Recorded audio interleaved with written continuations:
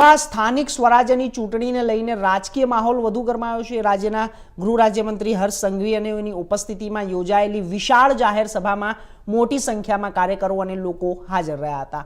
આ કાર્યક્રમ દરમિયાન મહત્વનો રાજકીય વળાંક જોવા મળ્યો હતો, જ્યારે પંચમહાલ જિલ્લા કોંગ્રેસ પ્રમુખ ચેતનસિંહ પરમાર અને તેમના સમર્થકોએ કોંગ્રેસનો ત્યાગ કરી ભાજપમાં સત્તાવાર રીતે પ્રવેશ કર્યો હતો।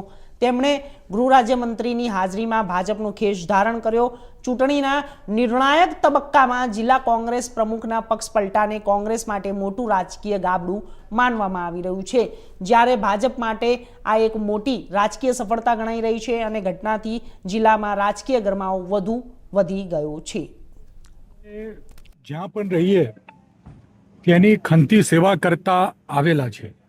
કોંગ્રેસમાં પણ આજ દિન સુધી રહ્યા હતા અને કોંગ્રેસનું પણ નિષ્ઠાથી અમે અમારો પૂરેપૂરું તન મન અને ધનથી કામ કરવાનો પ્રયત્ન કર્યો છે, પરંતુ અંદરોના વિખવાદ ગેરશિસ્તના કારણે કામ કરવું અસહ્ય લાગ્યું અને તેના કારણે તેમજ જે અમુક નેતાઓ દ્વારા જે ગુજરાતની જનતા વિરુદ્ધના જે નિવેદનો કરવામાં આવે તેનાથી પણ ગુજરાતી તરીકે પણ કંઈક ને કંઈક દુઃખ પહોંચે સ્વાભાવિક છે અને તેના કારણે સ્વેચ્છાએ આજ રોજ મેં કોંગ્રેસમાંથી રાજીનામું આપી અને જે ભારત દેશનો માનનીય વડાપ્રધાન નરેન્દ્ર મોદી સાહેબના દ્વારા જે વિકાસ થઈ રહ્યો છે તેનાથી પ્રેરાઈને આજે ભાજપમાં જોઈન થવાનો નિર્ણય કર્યો છે।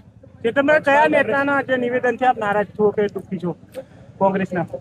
કોંગ્રેસના ખડગે સાહેબ બોલ્યા હતા કે ગુજરાતીઓ અભણ જેવા નિવેદનો કરે જેનાથી સમગ્ર ગુજરાતીઓને એનાથી દુઃખ થાય। ખાસ કરીને પંચમહાલ જિલ્લાની આવડી મોટી જવાબદારી કોંગ્રેસની હતી, પંચમહાલ કોંગ્રેસથી ક્યાં નારાજગી અંદર જે ગેરશિસ્ત હતી અને એના કારણે આપણે ગમે તેટલી મહેનત કરીએ પણ પરિણામ તરફ ન જઈ શકીએ અને જો પરિણામ આપણે ન આપી શકીએ તો રહેવાનો મને કોઈ મતલબ લાગ્યો નહોતો। ભારતીય જનતા પાર્ટીમાં હવે જ્યારે જોઈન થઈ રહ્યા છો ત્યારે આગળનો તમારો શું વિઝન શું હશે?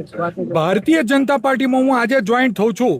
મેં 40-50 વર્ષ સુધી કોંગ્રેસની સેવા કરી છે અને તે જ રીતે હું આજથી હવે ભાજપનો આ મરણ સુધી હું ભાજપનો એક અદના કાર્યકર તરીકે સેવા કરવાનો મારો સંકલ્પ જાહેર કરું છું। મને કોઈ પદની લાલસા નથી, મને કોઈ દાબ દબાણ ધાક ધમકી નથી। મેં મારે સ્વેચ્છાએ એ પક્ષમાં પ્રવેશ કર્યો છે અને મને કોઈ પદની કે કોઈ પણ પ્રકારની લાલસા નથી। પંચમહાલનું કોંગ્રેસનું ભવિષ્ય હવે એ બાબતમાં તો મેં અત્યારે છોડ્યું છે એટલે હું એ બાબતમાં કશું કહી શકું નહીં। કોઈ કમિટમેન્ટ થયું છે ભાજપ તરફથી? બિલકુલ નહીં, મારે કોઈ કમિટમેન્ટ મેં કર્યું નથી અને મારે કરવું નથી। હું એક સામાન્ય કાર્યકર તરીકે કામ કરું। તો આગળ વાત દ્વારકા જિલ્લા